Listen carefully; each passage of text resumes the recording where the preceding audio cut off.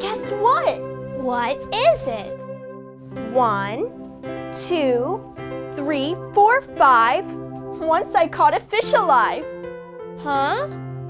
6, 7, 8, 9, 10. Then I let him go again. Why did you let him go? Because he bit my finger so.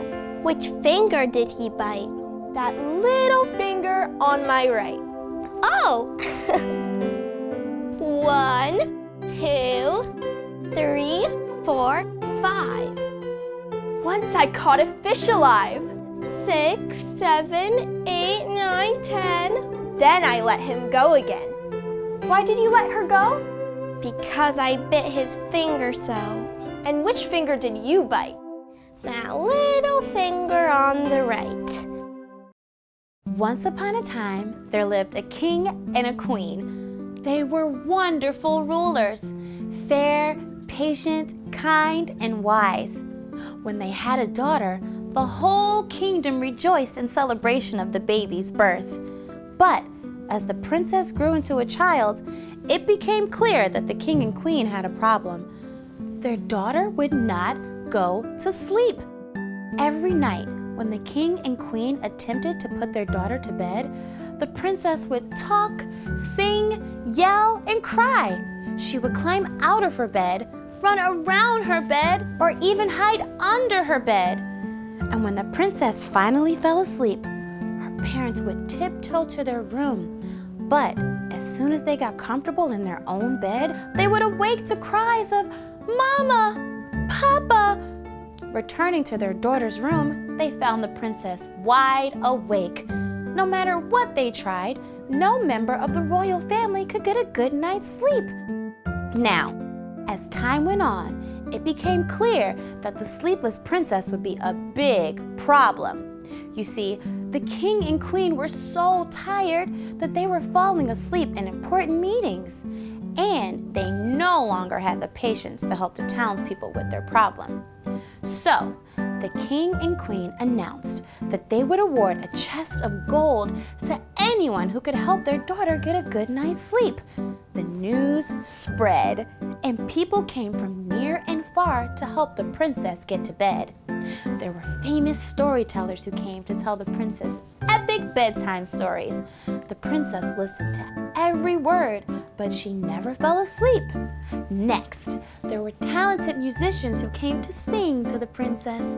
They sang until the strings on their instruments snapped. Lastly, experts came with gifts of blankets and curtains and clocks, even medicine. But nothing could help the princess get to bed.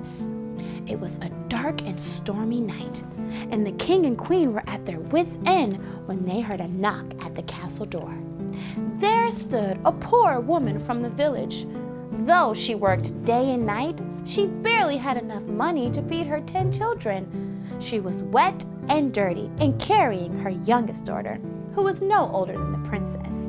The queen invited them in and offered them dry clothes and food.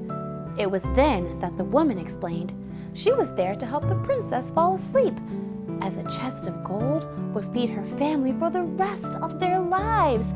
Now, the king and queen couldn't imagine that this poor woman could help their daughter get to bed, as so many people before her had failed.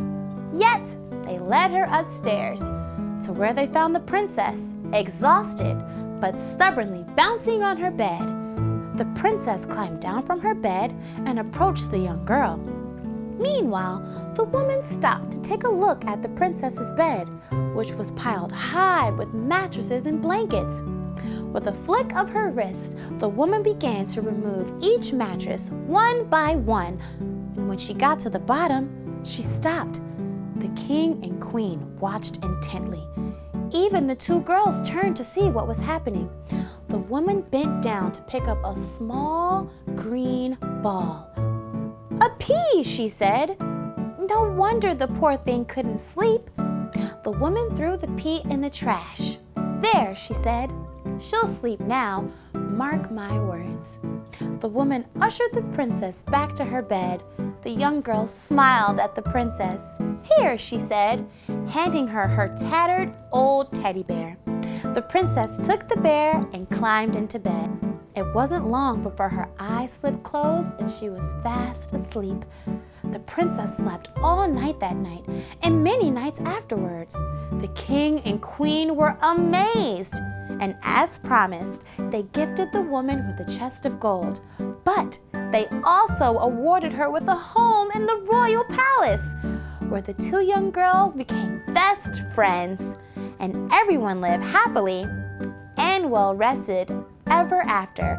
That is, until the two friends discovered slumber parties. The end.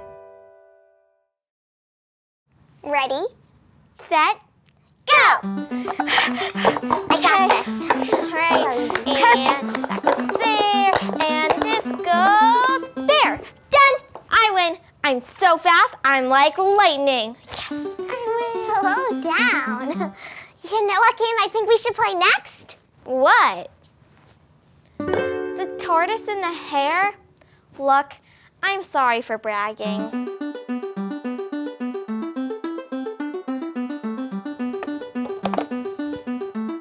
Look at me, I'm so fast. Have you ever seen anyone faster than me? I don't think so. Hi, hare. Tortoise? Is that you? You're so slow, I thought you were a rock. How do you think your friends feel when you say they're slow? You always brag about how fast you are. I challenge you to a race. Are you joking? We'll race around the field to the finish line. We need a finish line. On it.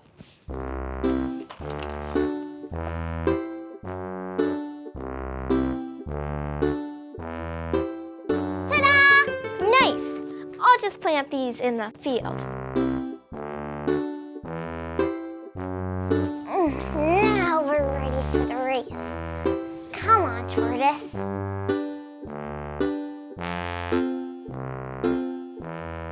On your mark. Get set, go! Oh, wow, I'm fast. Hey, Tortoise, did you give up yet? Slow and steady wins the race. You're so slow, I could eat all of this food and still win. Looks quite delicious. Slow and steady wins the race. Hey, Tortoise, you're so slow, I could take a nap and still win. All that food made me quite sleepy. Just one quick nap.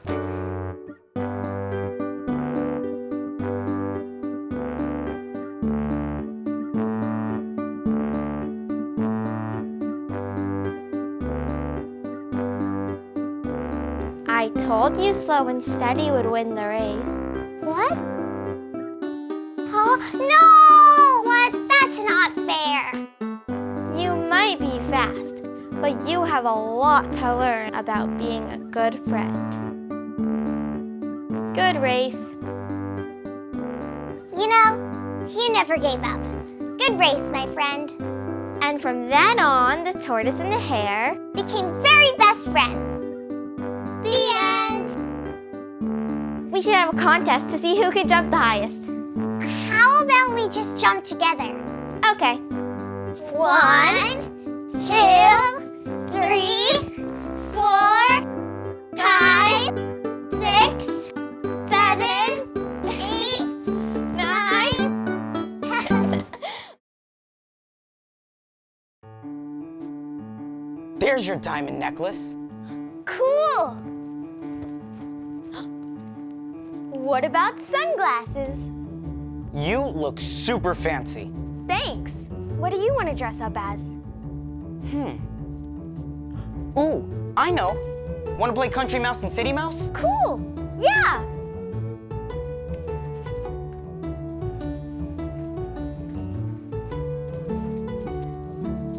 Here's my nice green meadow. Nothing but peace and quiet around here. I'm bored. And here's my big fancy city house. I need a vacation from all this excitement. I'll go visit my cousin in the country. This suitcase is perfect. I'm walking to the country. Walk, walk, walk. I'm walking to the country. Walk, walk, walk. You live far. Cousin, is that you?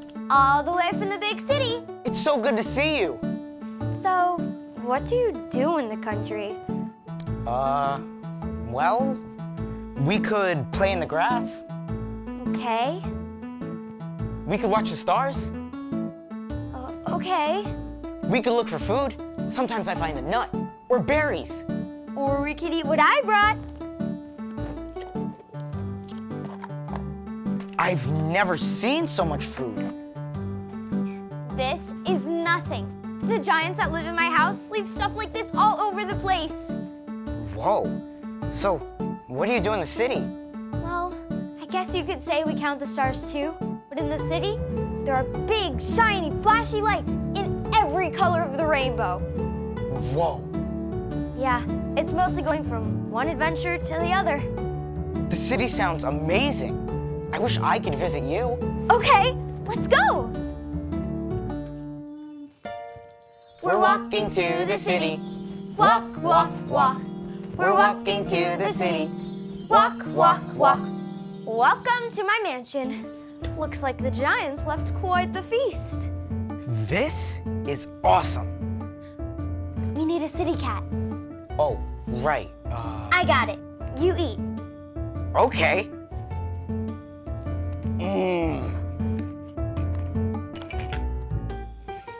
Tasty. Meow. Meow. Help! Meow. Help! Meow. Meow. Meow. Meow. Meow.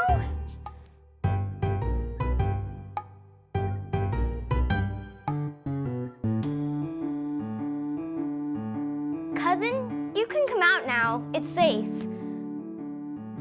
Safe? Are you sure? That's just the cat.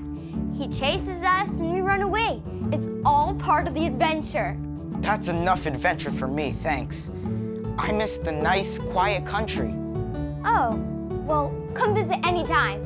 You too.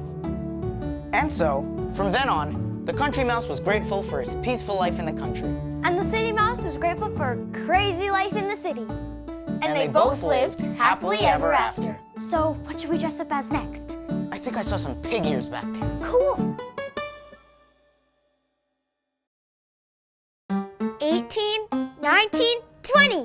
Ready or not, here I come. Are you behind the costumes? No. Okay. Are you behind the bookshelf? Boom! Ah! You scared me. Sorry. Hey, do you want to play Chicken Little? Sure, as long as I get to be the fox. All right. Here you go, little guy. I'll get an acorn. Cluck, cluck, cluck. Just walking around the farm. I'm a big, tall tree. Walk under me. Cluck, cluck, cluck. Just hanging out. My acorn. Ah! My head! Wait, what hit my head? I don't know. It must have been the sky? Help! Help! The sky is falling! Help! You make a great chicken. Now I'm gonna be the hen. Oh, no, no, no, no, no. Help! Help! The sky is falling! Chicken Little, what's wrong? Henny Penny, Henny Penny. A piece of the sky fell and hit me on the head. And now the rest of the sky will probably fall and smush us all. The sky is falling? The sky is falling! The sky is falling! Help, help! Now I'll be the duck. The sky is Henny falling. Penny, what in the world is going on? Oh, Ducky Lucky, the sky is falling and it's gonna smush us all! Oh no, the sky is falling? The sky is falling! Help! Help! Help, help! The sky's falling! Now I'll be the fox.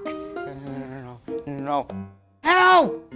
The sky is falling! Oh, Ducky Lucky, what's the problem? Oh, Foxy Loxy, the sky is falling and it's gonna crush us all. And you're sure why? Well, Henny Penny told me, and Chicken Little told her.